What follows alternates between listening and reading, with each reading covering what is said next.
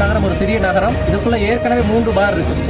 4வது ஒரு பாரை பின்பக்கமா ஒரு இடத்துல இந்த இடத்துல கொண்டாந்து போடுறதுக்கான ஆயத்தங்கள் நடந்து கொண்டிருக்கிறத அறிஞ்சு அதற்கு எதிர்ப்பு தெரிவித்து நாங்கள் ஏற்கனவே வர்த்தக சங்கத்தின் மூலமாக எல்லா அரசு காரியாலயங்களுக்கும் நாங்கள் லெட்டர் அனுப்பியிருக்கிறோம். எழுத்து மூலமாக அதற்கு நிதியமைச்சர் என்ற வகையிலே ஜனாதிபதி அலுவலகத்திலிருந்து எங்களுக்கு மீண்டும் ஒரு லெட்டர் ஒன்று வந்திருக்குது.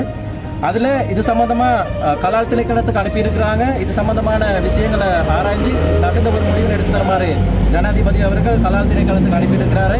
நாங்கள் முதலாவதாக ஜனாதிபதி அவர்களுக்கு நன்றியை தெரிவித்துக் கொள்கின்றோம். இந்த 4வது பார் வரணுமா இருந்தால் எதிர்ப்பு இருக்குதா என்பதை பார்க்கறதுக்கு இந்த இடத்துல அல்லது பொதுவான இடங்களில் நோட்டீஸ் ஒன்று ஒட்டணும். அது ஒட்டினாங்களா இல்லை மக்களுக்கு தெரியப்படுத்தக்கூடிய வகையில் ஏதாவது ஒரு காரியங்கள் நடந்ததா என்பது எங்கள் மக்கள் அனைவருக்குமே ஒரு சந்தேகத்துக்குரிய விடயம். ஆகவே இந்த விடயம் மக்களுக்கு தெரியாம இந்த விஷயத்தை நான் உண்மையை இது குறிப்பிட்டு சொல்ல வேண்டும். ஏற்கனவே நோருட் பிரதேச செயலகம் இரவோடு இரவாக எட்டனுக்கு மாற்றினாங்க. அதே போன்று இரவோடு இரவாக இதுக்கான அனுமதி கடிதங்கள் வழங்கப்பட்டதா, அதிகாரிகள் வழங்கியிருக்கிறார்களா என்பது மக்களுக்கு பெருத்த சந்தேகத்தை ஏற்படுத்துகின்றது. இந்த நோருட் நகரத்துக்கு பல்வேறுபட்ட வளங்கள் வர இருந்தது. அந்த வளங்கள் அனைத்துமே தடுக்கப்பட்டிருக்கின்றது. இவ்வாறான தேவையில்லாத விடயங்களைத்தான் இப்பொழுது இங்கு நடைமுறைப்படுத்துகிறதை நாங்கள் பார்த்து கொண்டிருக்கின்றோம்.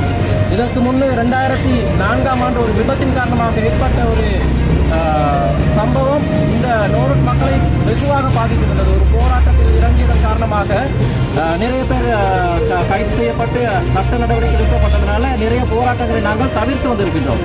ஆனால் தொடர்ந்து பொறுமை காக்க முடியாது. எங்களுக்கு தெரியும், நோருட் பிரதேச சபை என்று ஒன்று உருவாக்கப்பட்டது. அது நோருட் நகரத்தில் நோருட் பிரதேசத்தில் இல்லை, அது டின்சின்ல இருக்கு.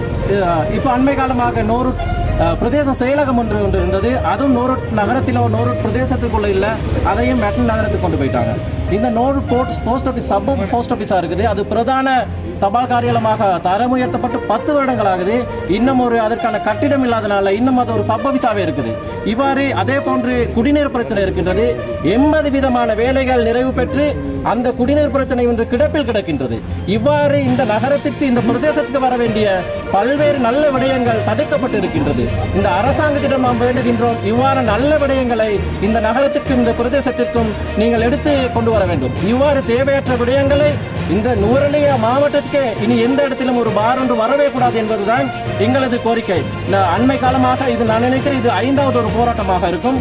சன்னனில் ஒரு போராட்டம் நடந்தது, புளியாவத்தில் ஒரு போராட்டம் நடந்தது, அண்மையிலே வெஞ்சர் தோட்டத்தில் ஒரு போராட்டம் நடந்தது.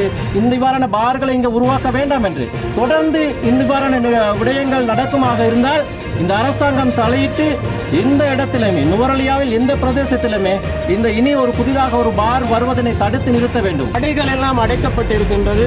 தோட்ட மக்கள் அனைவரும் இந்த இடத்துல இருக்காங்க, வர்த்தகர்கள் இருக்காங்க. நோவுட் பிரதேசமே இதற்காக ஒன்றாக சேர்ந்திருக்கின்றது.